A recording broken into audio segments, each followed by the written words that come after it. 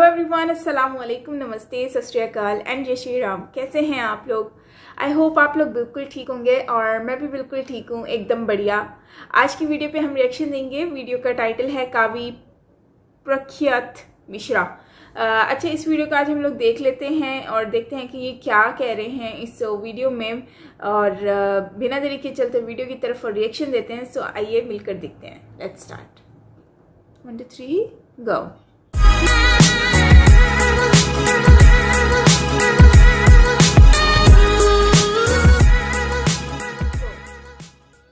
एक विश्वास चाहता हूँ, आपसे एक वचन चाहता हूँ। जितनी देर आप मुझे यहाँ पर सुनेंगे, जितनी देर आप मेरी कविताओं को यहाँ पर सुनेंगे, आपकी तरफ से, आपकी ओर से, आपकी ऊर्जा में, आपकी तालियों में कोई कमी नहीं आनी चाहिए। एक बार दोनों हाथ ऊपर उठाकर तालियों की गड़गड़ाहट के साथ मुझे आदेशित करें। मैं प्रणाम। केवल मछली की आंखें नजर आती हैं। बेटा अपनी माँ को उत्तर देता है कि उसकी आंखों में क्या था, कि साथियों की वीरता और साहस को देख देख, कि साथियों की वीरता और साहस को देख देख, साथियों की वीरता और साहस को देख देख, भारत हमारा शिरमौर दिखता था माँ, भारत हमारा शिरमौर दिखता था माँ। बरसाती रही गोलियां बंदूकें लगातार, बरसाती रही गोलियां बंदूकें लगातार, हमें कुरुक्षेत्र वाला दौर दिखता था माँ, हमें कुरुक्षेत्र वाला दौर दिखता था माँ। साधक थे लक्ष्य साध घर से चले थे हम, साधक थे लक्ष्य साध घर से चले थे हम, फिर हमें कहाँ कुछ और दिखता था माँ, फिर हमें कहाँ कुछ और दिखता था माँ। हाथ में तिरंगा जब भी पकड़ते थे तब, हाथ में तिरंगा जब भी पकड़ते थे तब, अखियों के सामने लाहौर दिखता था माँ, अखियों के सामने। जिंदाबाद बेटा, क्या बात है, लाहौर से बहुत प्यार है। क्या बात है, जियो, बहुत अच्छे, वाह वाह वाह वाह वाह। एक बार दोनों हाथ उठा के तालियां बजाइए बच्चे के लिए, वाह, बहुत अच्छे। एक बार आशीर्वाद की तालियां बजाइए आप लोग। बहुत अच्छे, बहुत अच्छे।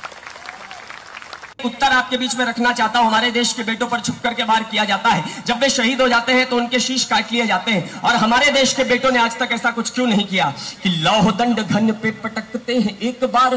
क्या है वो और क्या है हम, कि लौह दंड घन पे पटकते हैं एक बार, लौह दंड घन पे पटकते हैं एक बार, छोटी छोटी मार बार बार करते नहीं, छोटी छोटी मार बार बार करते नहीं। वीरता में दक्ष बक्ष तोपों के समक्ष धर, वीरता में दक्ष बक्ष तोपों के समक्ष धर, पीठ पीछे छुप के प्रहार करते नहीं, पीठ पीछे छुप के प्रहार करते नहीं। युद्ध लड़ते हैं पूरी वीरता के साथ वीर, युद्ध लड़ते हैं पूरी वीरता के साथ वीर, इंसानियत शर्मसार करते नहीं, इंसानियत तार तार करते नहीं। वंशज है शेरों के दहाड़ते हैं काल जैसे, वंशज है शेरों के दहाड़ते हैं काल जैसे, पड़ी हुई लाश का शिकार करते नहीं, पड़ी हुई लाश। वाह बेटा, बहुत अच्छे, वाह वाह वाह वाह वाह वाह वाह वाह, जिंदाबाद, क्या बात है, जिंदाबाद। एक कविता आपके बीच में प्रारंभ करता हूं। ये हिंदुस्तान, उसके बाद भी इस ये देश, जिस देश के पास ये ऊर्जा हो, ये साहस हो, उस देश की ऐसी परिस्थितियां हैं, तब 4 पंक्तियां मुझे याद आती हैं। इस देश के अंदर राजनीति इतनी हावी हो जाती है। वाह, क्या बात है। एक बार इस बच्चे के लिए जोरदार तालियां बजाइए। मैं इसलिए खड़ा हुआ कि मैं जब ऐसे किसी नए कवि को देखता हूं इतनी ऊर्जा से पढ़ते हुए, तो पाकिस्तान के एक शायर हैं अहमद नदीम कासमी, मुझे उनका एक शेर याद आता है कि नए दीवानों को देखें तो खुशी होती है, नए दीवानों को देखें तो खुशी होती है, हम भी ऐसे ही थे जब आए थे वीराने में। तो एक तो इससे ये कहना है कि सबका समय निर्धारित है, तुम्हारा समय निर्धारित नहीं, क्योंकि हमारे पास समय कम है, तुम्हारे पास समय ही समय, हमारा काफी हो चुका है, सुरेंद्र दुबे का तो बहुत ही ज्यादा हो चुका है। तो इसलिए तुम आराम से पढ़ो, जमा के पढ़ो, और जो आगे लोग बैठे हैं, मुझे उनसे थोड़ी शिकायत है, आप इसकी आयु देखिए, इसका शिल्प देखिए, एक ही पंक्ति में वक्ष समक्ष खड़े और दक्ष 3 शब्दों की पदमैत्री लगा देना, ये हिंदी में कम काम हो रहा है। हम खराब कविता पर चुप रह जाते हैं, लेकिन अच्छी कविता पर हम चुप रह जाएंगे तो ना जागरण का सम्मान हो पाएगा, ना कविता का सम्मान हो पाएगा। इसलिए थोड़ा, जब बच्चा अच्छा पढ़े तो आप उसे जरा जोरदार तालियां दीजिए। आराम से पढ़ो, लंबा पढ़ना है, देर तक पढ़ना है। एक बार इसके लिए दोनों हाथ उठा के जोरदार तालियों के साथ स्वागत। भैया का आशीर्वाद। पेट घर आऊंगा माँ, या तो ये तिरंगा सीमा पार लहराएगा, या बेटा, क्या बात है, वाह। क्या बात है, जियो, बहुत अच्छे। अपने बेटे के शरीर को छूने नहीं दे रही थी, किसी को पास नहीं आने दे रही थी, कह रही थी अभी रुक जाओ, अभी रुक जाओ, अभी रुक जाओ। उस माँ के मन में क्या भाव रहे होंगे, उन भावों पर केंद्रित एक गीत आपके बीच में रखना चाहता हूं। अभी नहीं, अभी नहीं, अभी नहीं, क्या कहना चाहती है वो?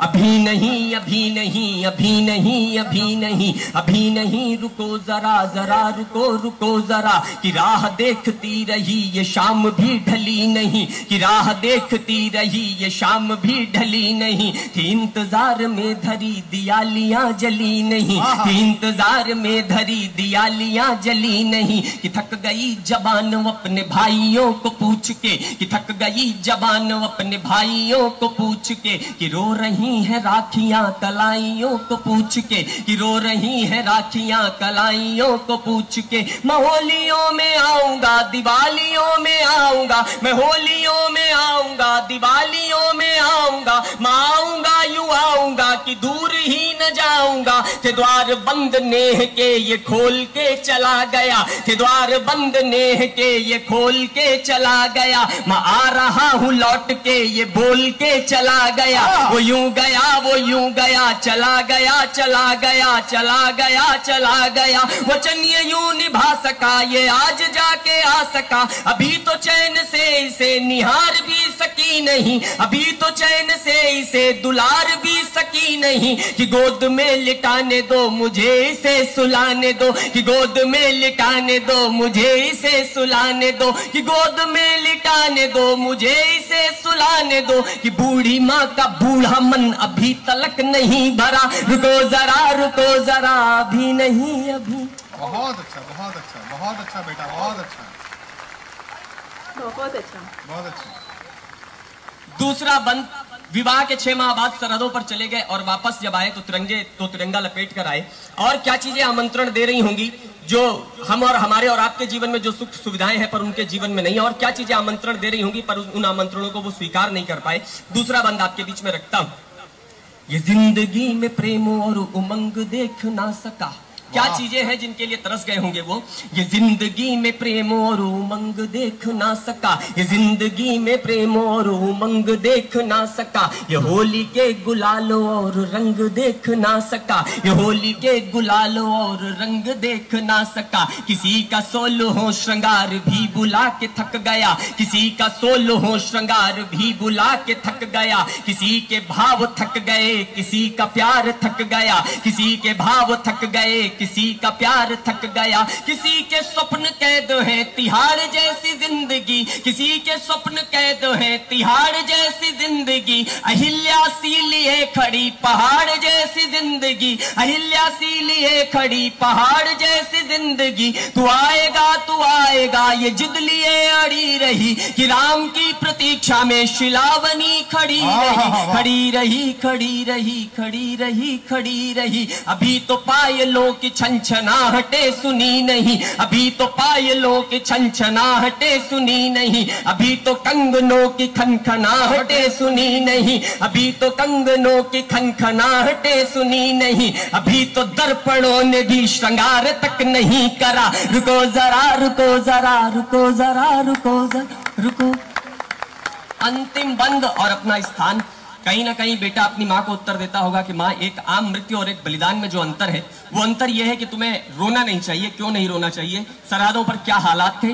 अंतिम बंद और अपना स्थान लेता हूं। बेटा अपनी माँ को उत्तर देता होगा कहीं उसके अंतस में आकर के, न आस ही बची थी माँ, न सांस ही बची थी माँ, न आस ही बची थी माँ, न सांस ही बची थी माँ, न खून ही बचा था ना जुनून ही बचा था माँ, न खून ही बचा था ना जुनून ही बचा था माँ। मैं घिर गया था लाल शत्रु टोलियों के सामने, मैं घिर गया था लाल शत्रु टोलियों के सामने, मार गया था लाल उनकी गोलियों के सामने, मार गया था लाल उनकी गोलियों के सामने। मौत का नशा चढ़ा खुमार जैसे हो गया, आंख के समक्ष अंधकार जैसे हो गया। यमराज सामने खड़े थे और बोलने लगे, वो अपनी मृत्यु पुस्तिका के पृष्ठ खोलने लगे। विधि का ये विधान है, कहा मुझे निभाना है, कहा कि वक्त हो गया है, साथ लेके जाना है। गिरी पड़ी थी लाश का भी खून खोलने लगा, गिरी पड़ी थी लाश का भी खून खोलने लगा।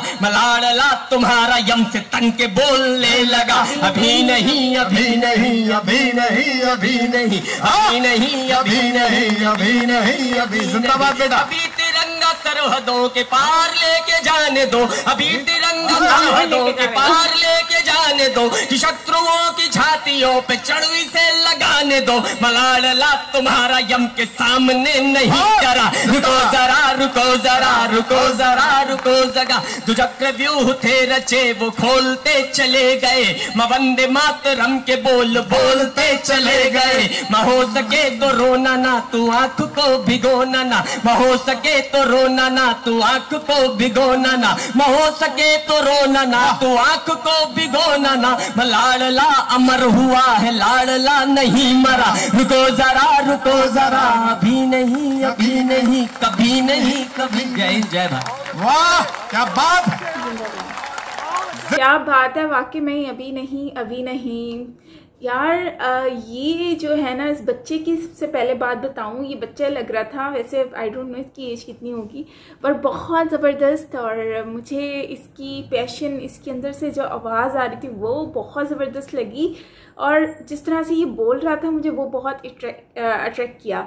एंड इसके साथ साथ जो तिरंगे की बात की जा रही है कि तिरंगा जो है वो एक सिपाही के ऊपर बेसिकली इन्होंने ये कवि लिखी है, और बहुत खूबसूरत तरीके से कि मैं वहाँ पर सरहद के पार जाके लगाऊंगा। और आर्मी जो होती है, फौज होता है जो मेहनत करती है, काम करती है अपनी कंट्री के लिए। आर्मी जो है वो बेसिकली उनके ऊपर ये वीडियो बनाई गई है, और वीडियो काफ़ी अच्छी है क्योंकि आर्मी, देखें इंडियन फौज जो है वो उसके एक पैशन के बारे में दिखाया गया है, इसमें बताया गया है कि वो तिरंगा जो है वो किस तरह से, उसमें इतना जोश, इतनी हिम्मत है कि वो जाकर वो तिरंगा जो है वो लाहौर में लहराए, और इस तरह से वो इस कवि में बताया गया है। और वैसे एक मैंने चीज़ नोट की है कि इंडिया को और इंडियन लोगों को पाकिस्तान में लाहौर से बहुत ज़्यादा लगन है, और हो क्यों नहीं, क्योंकि कृष्ण जी का ये मतलब टाउन था, कृष्ण जी से रिलेटेड है और उनके बेटे से रिलेटेड है, तो जाहिर सी बात है ये तो होगा ही ख़ास। और बाकी कराची, मतलब कराची तो नहीं, हर सिंध भी बहुत ज़्यादा वैल्यू रखता है भारत के लिए, क्योंकि भारत से इसका बहुत ज़्यादा कनेक्टिविटी है।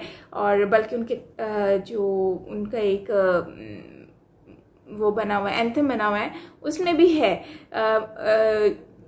पंजाब, सिंध, गुजरात, मराठा, तो उसमें सिंध स्टिल अब तक है।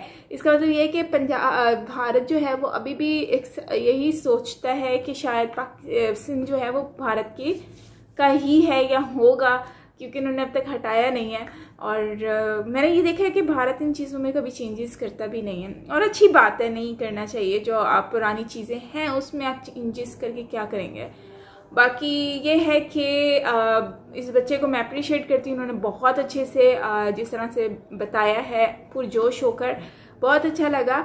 एंड यार एक बात है कि ये जो आर्मी के लोग होते हैं, फौज होती है, ये किस तरह से अपनी लाइफ गुजारते हैं और जाते हैं, और फिर उसके बाद ये होता है कि उनकी भी तो एक सिंपल सी लाइफ होती है ना। जब वो पैदा होते हैं तो नॉर्मल बच्चों की तरह होते हैं, जैसे हम होते हैं वैसे वो, और अपनी परवरिश उनकी वैसी होती है। लेकिन फिर वो एक ऑक्यूपेशन, एक प्रोफेशन स्टार्ट कर देते हैं, ज्वाइन करते हैं, वहाँ पर उनको ऐसी लाइफ उनकी स्टार्ट हो जाती है जिसमें उनका दुनिया से, अपनी फैमिली से कोई लेना देना नहीं होता।